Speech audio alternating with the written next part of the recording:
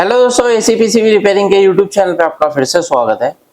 तो दोस्तों, आज की वीडियो में हम बात करेंगे। हमारे पास जो पीसीबी है वो एलजी की इन्वर्टर पीसीबी है। तो फिलहाल इसके अंदर क्या प्रॉब्लम है, सबसे पहले मैं आपको ये सारी चीजें बताता हूँ। तो इससे पहले मैं आपको बता देता हूँ कि अभी मैंने ये नया चैनल अपना स्टार्ट किया है। तो इससे पहले हमारा जो चैनल है वो रिफिक्स इंडिया के नाम से है, आप जाके वहाँ पे चेक कर सकते हैं।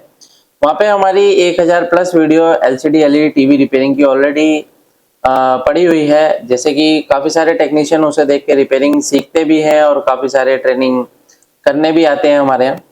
तो अगर आपके पास भी इस तरीके की पीसीबी आती है रिपेयर होने के लिए और आपको प्रॉब्लम आती है रिपेयर करने में, तो आप हमारे ट्रेनिंग ले सकते हैं।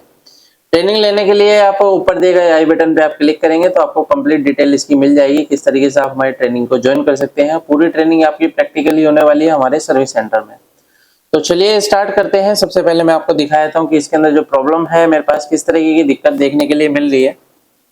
तो जैसे मैं यहाँ पे पावर लगाता हूँ, तो अगर आप यहाँ पे देखेंगे तो पावर लगाने के बाद दोस्तों इस पीसीबी के अंदर क्या दिक्कत है।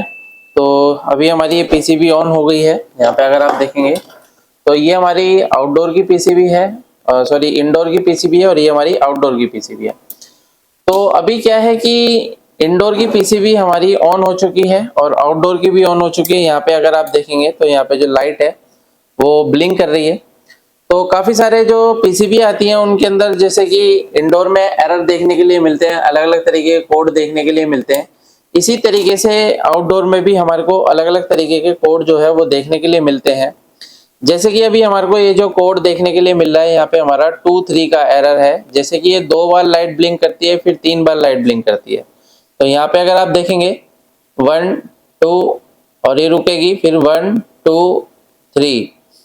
तो इस तरीके से हमारा ये 2-3 जो टाइम की ये ब्लिंकिंग है, यानी कि अगर आप इसकी डायग्राम में देखेंगे तो डायग्राम के अंदर जो है इसके अकॉर्डिंग अगर हम चलते हैं तो ये जो एरर है वो डीसी लिंक का एरर होता है। अब ये जो डीसी लिंक का एरर होता है वो क्यों आता है, क्या वजह होती है, वो सारी चीजें मैं आपको बताता हूँ किस तरीके से हम इसको रिपेयर करेंगे। तो फिलहाल ये जो एलजी की पीसीबी है, तो ये पीसीबी के अंदर यहाँ पे अगर आप देखेंगे तो एक ये माइक्रो प्रोसेसर लगा हुआ है। और ये माइक्रो प्रोसेसर क्या काम करता है, सभी की वोल्टेज को ये प्रॉपर तरीके से चेक करता है और उसके बाद ये आगे का जो प्रोसेस है वो स्टार्ट करता है।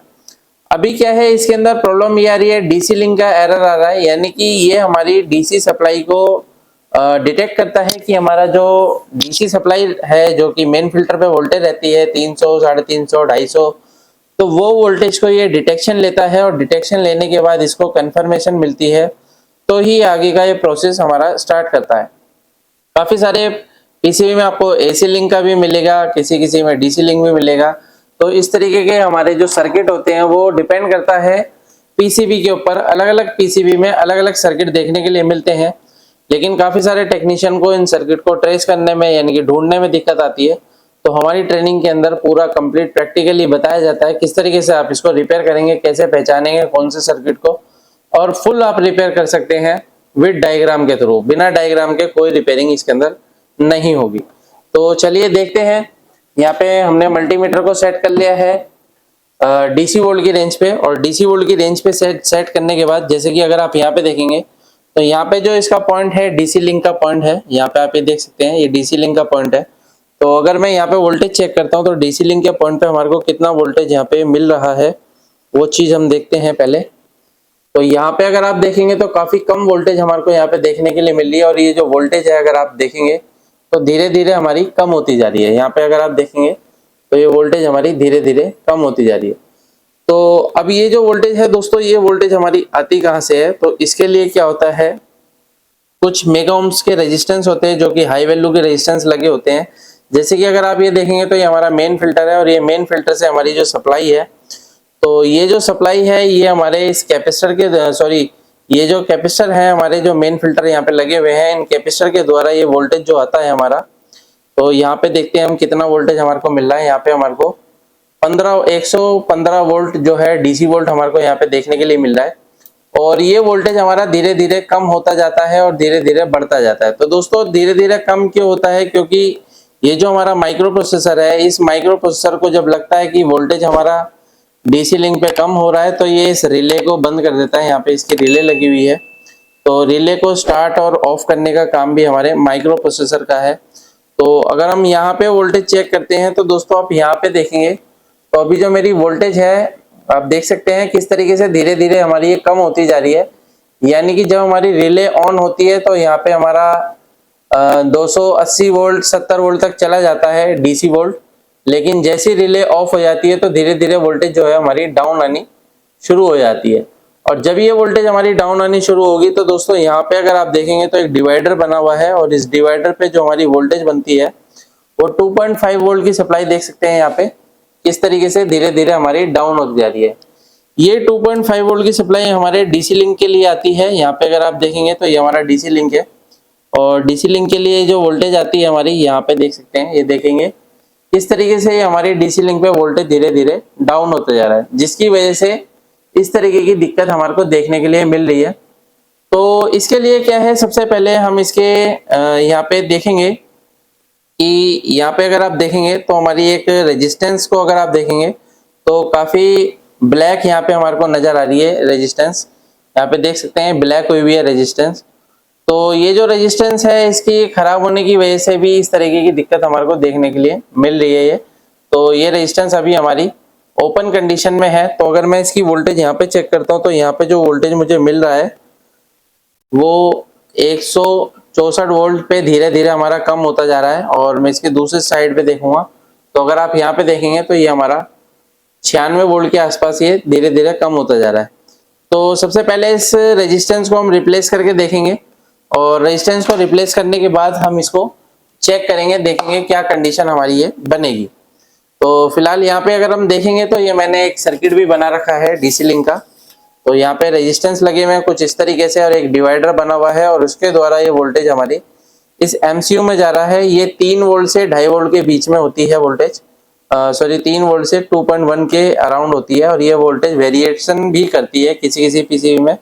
तो चलिए देखते हैं, इसको हम रिप्लेस करके देखेंगे। तो पहले मैं इसको रेजिस्टेंस को निकाल लेता हूं और रेजिस्टेंस को निकालने के बाद देखते हैं क्या कंडीशन बनेगी इसकी।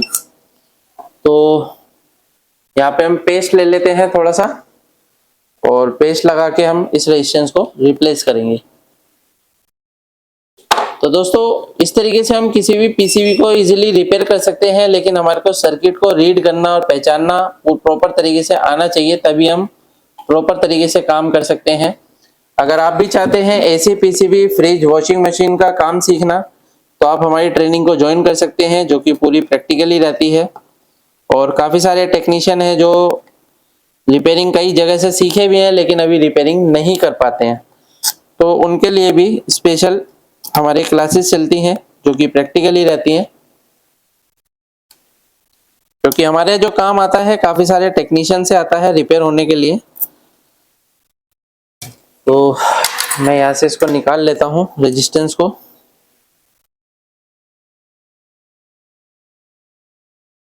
ये देखिए ये मैंने यहाँ से रेजिस्टेंस को निकाल लिया है। तो अभी जो रेजिस्टेंस है हमारी ये खराब हो चुकी है। यहाँ पे अगर आप देखेंगे तो पूरी ब्लैक हो चुकी है रेजिस्टेंस। तो इसको मैं साइड में रख देता हूँ। और काफ़ी सारे टेक्नीशियन का सवाल होता है कि काफ़ी सारी रेजिस्टेंस जब खराब हो जाती है तो हमें कैसे पता चलेगा कि वहाँ पे कौन सी रेजिस्टेंस हम लगाएंगे तभी हमारी पीसीबी चलेगी। तो देखिए दोस्तों, ऐसा होता है कि जब भी आप काम करते हैं तो काम के साथ साथ में आपके पास कुछ स्क्रैप पीसीबियाँ भी होनी चाहिए। और दूसरी चीज़ क्या है कि आपके पास में इसके डायग्राम भी होने चाहिए। बिना डायग्राम के रिपेयरिंग अगर आप करते हो तो बहुत मुश्किल हो जाएगी और काफ़ी सारे सर्किट क्या होते हैं बर्न भी हो जाते हैं, क्योंकि अंदाजे से काम नहीं होते हैं। तो अभी क्या है, इसके डीसी लिंक में से मैं एक रेजिस्टेंस को निकालूंगा। यहाँ पे अगर आप देखेंगे तो ये हमारी दूसरी रेजिस्टेंस है, इसको मैं यहाँ से निकाल लेता हूँ। बाकी इसकी वैल्यू वगैरह जो मैं बताऊंगा आपको पूरा ट्रेनिंग के अंदर बताऊंगा कौन कौन सी वैल्यू की रेजिस्टेंस इसके अंदर यूज की जाती है। तो फिलहाल मैं आपको इसको रिपेयर करके दिखा देता हूँ किस तरीके से हम इसको रिपेयर कर सकते हैं। तो मैं यहाँ से इसको चेंज कर देता हूँ रेजिस्टेंस को। तो मैं यहाँ से इस रेजिस्टेंस को निकालता हूँ और फिर उसके अंदर हम डालेंगे और देखते हैं क्या कंडीशन रहती है। तो ये मेरी एक स्क्रैप पीसीबी है जिसके अंदर से मैं इस रेजिस्टेंस को निकाल लेता हूँ। तो जब भी आप काम करते हैं दोस्तों या फिर काम स्टार्ट करते हैं तो स्क्रैप की पीसीबी जरूर आप खरीद लें, ये बहुत आपके काम में आने वाली है। तो इसको मैं यहाँ से निकाल लेता हूँ इस तरीके से।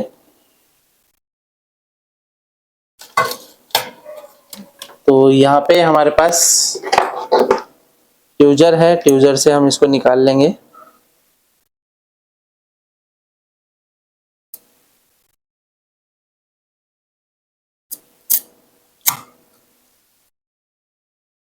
तो ये मैंने यहाँ से रेजिस्टेंस को रिमूव कर लिया है और रेजिस्टेंस को रिमूव करने के बाद हम इसको यहाँ पे प्लेस करेंगे। बाकी कितनी वैल्यू की रेजिस्टेंस है ये सब चीज़ें आपको सर्किट डायग्राम से कंफर्म हो जाएगा, किस तरीके से आप इसको कंफर्म करेंगे कितनी वैल्यू की रेजिस्टेंस है, कौन सी रेजिस्टेंस है। अभी यहाँ पे अगर हम इसको लगा देते हैं और देखते हैं पीसीबी की क्या कंडीशन रहने वाली है।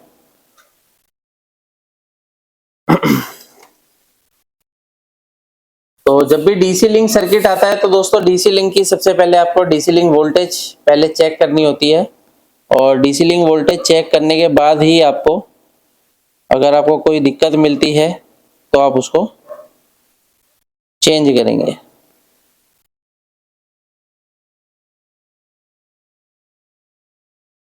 तो यहाँ पे मैंने एक रेजिस्टेंस जो है वो कि यहाँ पे लगा दिया है, रेजिस्टेंस देख सकते हैं आप। और रेजिस्टेंस लगाने के बाद देखते हैं क्या कंडीशन हमारी मिलती है। तो यहाँ पे क्या है, मल्टीमीटर को सेट कर लेता हूँ फिर से मैं वोल्टेज रेंज पे, इसको ऑन कर लेते हैं और यहाँ पे लगाते हैं पावर। और पावर लगाने के बाद दोस्तों यहाँ पे मैं सबसे पहले वोल्टेज चेक कर लेता हूँ। तो यहाँ पे हम इसकी वोल्टेज चेक करेंगे। तो ये मेरे को जो इनपुट में वोल्टेज मिल रही है देख सकते हैं आप, अभी कितना वोल्टेज मिल रहा है, वोल्टेज हमारी बढ़ती जा रही है। और ये जो वोल्टेज है दोस्तों ये है हमारी, देख सकते हैं किस तरीके से बढ़ रही है, क्योंकि अभी हमारी रिले ऑफ नहीं हुई है।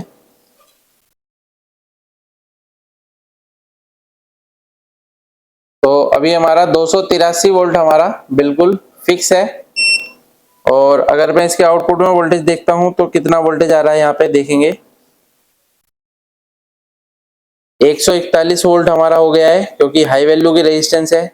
और यहाँ पे हमारा एक डिवाइडर बन रहा है, तो डिवाइडर पे हम अगर वोल्टेज चेक करते हैं तो देखिए हमारा कितना वोल्टेज बन रहा है, 2.4 वोल्ट की सप्लाई हमारी यहाँ पे बन रही है। और ये जो 2.4 वोल्ट है दोस्तों, ये जो वोल्टेज है हमारे डीसी लिंक के पॉइंट पे आएगा। यहाँ पे आप ये देख सकते हैं 2.4 वोल्ट हमारा यहाँ पे आ रहा है।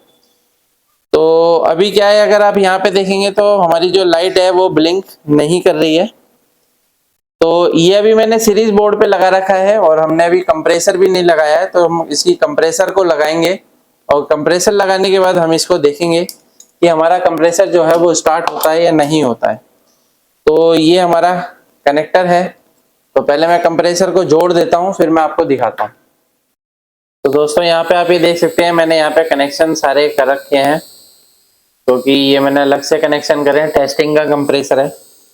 तो अभी हमारा कंप्रेसर जो है वो चल गया है और यहाँ पे मैं आपको अगर डीसी लिंक की वोल्टेज चेक कराता हूँ तो यहाँ पे अगर आप देखेंगे 2.8 वोल्ट हमारा यहाँ पे फिक्स है, यहाँ पे देख सकते हैं आप। और मैं इसकी लाइट जला के आपको दिखा देता हूँ।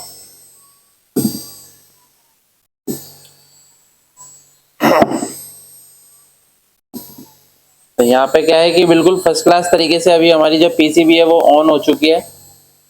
तो अभी क्या है, कस्टमर का कहना था कि इसके अंदर जो है कंप्रेसर स्टार्ट नहीं होता था और इंडोर की पीसीबी पे कोई भी एरर हमारे को नहीं मिल रहा था। तो जब ये पीसीबी आई तो हमने इसका जो है एरर देखा, तो आउटडोर में हमारे को एरर यहाँ पे 2-3 का एरर जो है वो हमारे को डीसी लिंक का दिखा रहा था। तो अभी जो हमने यहाँ पे रेजिस्टेंस चेंज करी है और हमारा कंप्रेसर फर्स्ट क्लास तरीके से चालू हो गया है, यहाँ पे आप देख सकते हैं। तो इस तरीके से आप किसी भी पीसीबी को इजीली रिपेयर कर सकते हैं, लेकिन आपके पास प्रॉपर तरीके की नॉलेज होनी चाहिए। तो वीडियो अगर आपको पसंद आए तो वीडियो को लाइक करें, शेयर करें, कमेंट करें, चैनल को सब्सक्राइब करें। Thank you friend.